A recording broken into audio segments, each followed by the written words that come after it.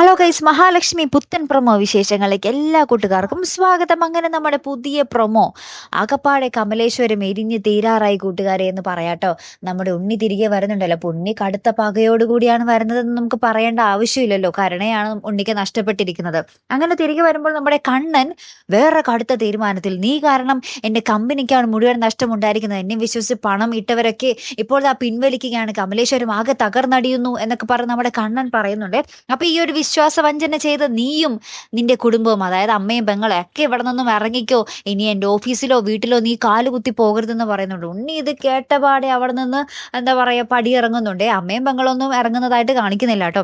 ശേഷം നമ്മുടെ ഉണ്ണി പോകുന്നത് ആരുടെ അടുത്തേക്കാണ്? നമ്മുടെ മേഘനാഥന്റെ അടുത്തേക്ക്. അപ്പൊ മേഘനാഥൻ പറയുന്നുണ്ട്, നീ ഒന്നുകൊണ്ടും പേടിക്കണ്ട, ഇത്രയും നാൾ അവൻ വീൽ ചെയറിലല്ലേ നടന്നത്, ഇനി അവൻ നടക്കുന്നത് കാളപ്പുറത്തായിരിക്കും, അതായത് കാലം വന്ന് കൊണ്ടുപോകുമെന്നാണ് നമ്മുടെ മേഘനാഥൻ ഉദ്ദേശിച്ചത് കേട്ടോ. അപ്പൊ എന്തായാലും നമുക്ക് നോക്കാം ഇനി എന്തൊക്കെയായിരിക്കും സംഭവിക്കാൻ പോകുന്നത്.